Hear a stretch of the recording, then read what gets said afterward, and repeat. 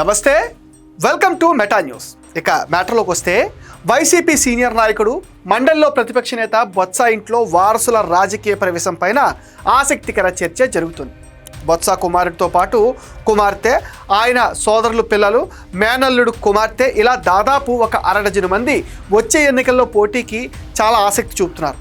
అంతేకాకుండా ఒకరు ఆశిస్తున్న సీట్లో పోటీకి మరొకరు ప్రయత్నాలు చేస్తుండటం, ఇప్పటి నుంచే తమ మనోగతాన్ని ఇంట్లో పెద్దలకు తెలియజేసేందుకు రకరకాల ప్రయత్నాలు చేయడంతో బొత్స ఫ్యామిలీ పాలిటిక్స్ చాలా ఇంట్రెస్టింగ్గా మారిపోయాయి. దీంతో వచ్చే ఎన్నికల నాటికి వైసీపీ బొత్స ఫ్యామిలీ కోసం విశాఖ, విజయనగరం జిల్లాలో 6 సీట్లు వదులుకోవాల్సిన పరిస్థితులు కనిపిస్తున్నాయి అంటున్నారు. ఉత్తరాంధ్రలో వైసీపీ ముఖ్య నేతగా బొత్స చక్రం తిప్పుతున్నారు.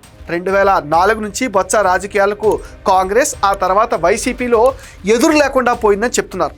2004లో తొలిసారి మంత్రి అయిన బొత్స దాదాపు 10 ఏళ్లు అదే హోదాలో కొనసాగారు. అంతేకాకుండా రాష్ట్ర విభజన సమయంలో పిసిసి అధ్యక్షునిగా పనిచేయడంతో పాటు ఒకానొక సమయంలో సీఎం పదవికి పోటీదారుడుగా ప్రచారంలో కూడా వచ్చారు. అయితే కాలం కలిసి రాకపోవడంతో బొత్స మంత్రి పదవితోనే సరిపెట్టుకోవాల్సి వచ్చింది. ఇక రాష్ట్ర విభజన తర్వాత అనివార్య పరిస్థితుల్లో వైసీపీలోకి వచ్చిన బొత్స ఆ పార్టీలోనూ ఎదురులేని నాయకుడిగా చలామణి అవుతున్నారు. అదేవిధంగా ఆయన కుటుంబంలో మరో 3 ఎమ్మెల్యేలుగా, భార్య ఎంపీగా ఒకే సమయంలో పదవుల్ని చేపట్టి విజయనగరం జిల్లాను తమ చెప్పు చేతల్లో పెట్టుకున్నారని విమర్శలు కూడా ఉన్నాయి. 2009లో బొత్స చీపురుపల్లి నుంచి, ఆయన సోదరుడు బొత్స అప్పలనరసయ్య గజపతి నగరం నుంచి ఎమ్మెల్యేలుగా గెలిచారు. అదే ఏడాది బొత్స సతీమణి ఝాన్సీ విజయనగరం నుంచి ఎంపీగా విజయం సాధించారు. నెల్లిమర్ల నియోజకవర్గం నుంచి బొత్స బంధువు బడుకొండ అప్పలనాయుడు శాసనసభ సభ్యుడిగా గెలిచారు. ఇలా ఒకేసారి ఆ కుటుంబం నుంచి 4 పదవులు దక్కించుకున్నారు. అదేవిధంగా 2019లో ఝాన్సీ తప్ప మిగిలిన వారు ఆయా స్థానాల నుంచి మళ్ళీ ఎమ్మెల్యేలు అయిపోయారు.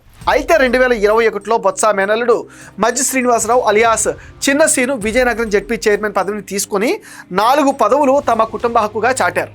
అయితే ఈసారి బొత్స కుటుంబంలో పదవులు ఆశిస్తున్న వారి సంఖ్య అమాంతంగా పెరిగిపోవడంతో 6 లేదా 7 సీట్లు ఇవ్వాలని వైసీపీ అధిష్టానం పైన ఇటీవల ఒత్తిడి పెంచారన్న ప్రచారం కూడా ఓవైపు జరుగుతుంది. బొత్సను నమ్ముకుని చాలా మంది నాయకులు వచ్చేసారి ఎమ్మెల్యేలు, ఎంపీగా పోటీ చేయాలని తెగ తాపత్రయపడుతున్నారు.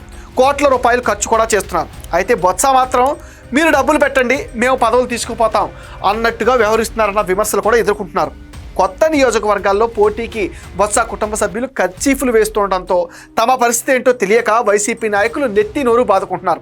ప్రస్తుతం బొత్స కుమారుడు సందీప్, కుమార్తె అనూష, బొత్స సోదరుడు లక్ష్మణరావు అండ్ బొత్స మేనల్లుడు చిన్నసీను కుమార్తె సిరి సహస్ర వచ్చే ఎన్నికల్లో పోటీకి తహతహలాడుతున్నారు. గత ఎన్నికల్లో చీపురుపల్లి నుంచి బొత్సకి బదులుగా ఆయన కుమారుణ్ణి పోటీ చేయించాలని భావించారు. కానీ తీవ్ర పోటీ ఉండడంతో మళ్ళీ బొత్సనే పోటీకి పెట్టింది వైసీపీ. అయితే ఈసారి ఆ స్థానాన్ని బొత్స కుమార్తె అనూష ఆశిస్తున్నారు. ఆమె తాజాగా చీపురుపల్లి నియోజకవర్గంలో పర్యటనలు కూడా తెరతీశారు.